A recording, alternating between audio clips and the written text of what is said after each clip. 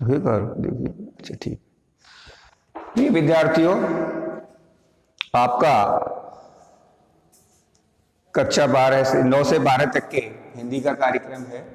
उसमें हम आपको पढ़ा रहे हैं काव्य सौंदर्य के प्रमुख तत्व, रस छंद अलंकार। उसमें आपका टॉपिक चल रहा है रस। कल हमने आपको रस का अर्थ, रस की परिभाषा और रस के भेद बताए थे। आज हम आपको रस की जो परिभाषाएं हैं प्रत्येक रस की, उसके बारे में बता रहे हैं।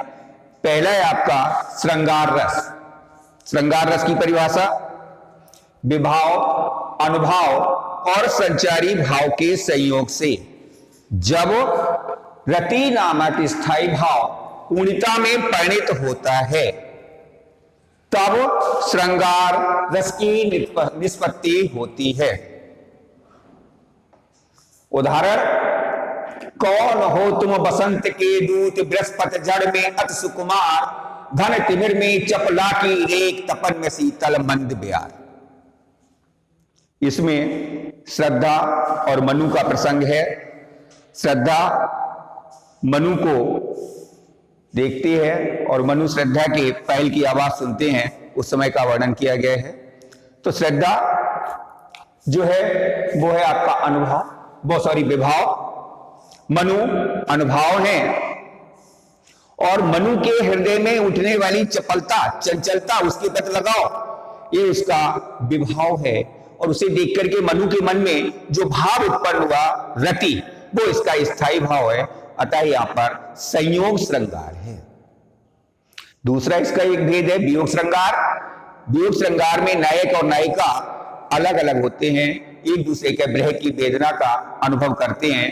उसका वर्णन गोस्वामी जी ने किया है: हे खग मृग ही मधुकर श्रेणी, तुम देखी सीता मृग नैनी। सीता के हरण के बाद राम विलाप करते हुए पशु, पक्षी, पेड़, लताओं आदि से सीता के बारे में पूछ रहे हैं। तो यहां पर वियोग श्रृंगार है। अगला रस है आपका वीर रस। वीर रस की परिभाषा इसी प्रकार से चलेगी: विभाव, अनुभाव, संचारी भाव के संयोग से जब, अब यहां पर रति को चेंज करना वाली बदलना, उसके जगह लगाना में उत्साह।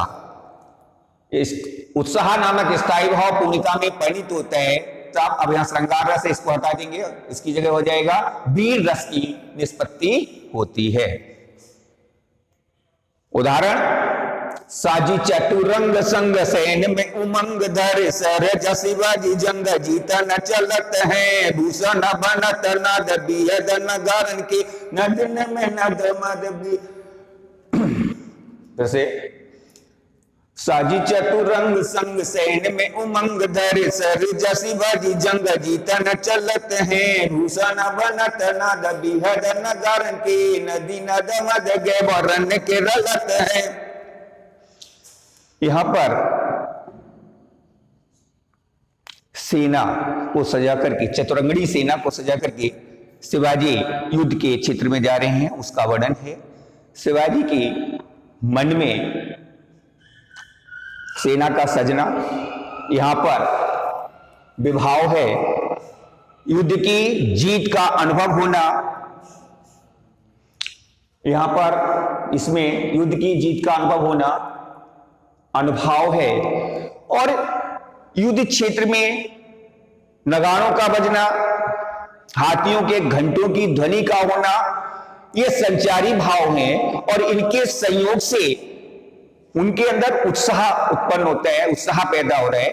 तो उत्साह जो है वो स्थायी भाव है। इस प्रकार इस पद में आपका वीर रस है। करुण रस। करुण रस की परिभाषा इसी प्रकार से चलेगी जैसे आपकी चली है, केवल आपको स्थायी भाव और रस का नाम परिवर्तित करना है।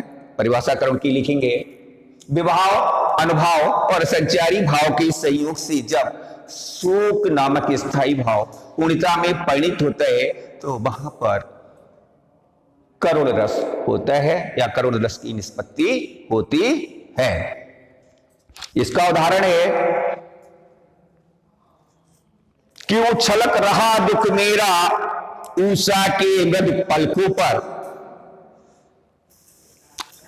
हाँ उलझ रहा सुख मेरा संध्या के घन अधरों पर। यहां पर संध्याकालीन बेला में वर्णन है और उसके लिए अत्यंत पीड़ा है। उसकी जो संयोग थे, उसके परिजन थे, उसका निधन हो गया है, उसका वर्णन कवि ने किया है। तो यहां पर निधन होने के कारण शोक उत्पन्न हो रहा है और इस प्रकार यहां पर करुण रस की निष्पत्ति हुई है और करुण रस है। जय हिंद। शेष आपके कल 3 रस और पढ़ाए जाएंगे। जय हिंद, जय भारत।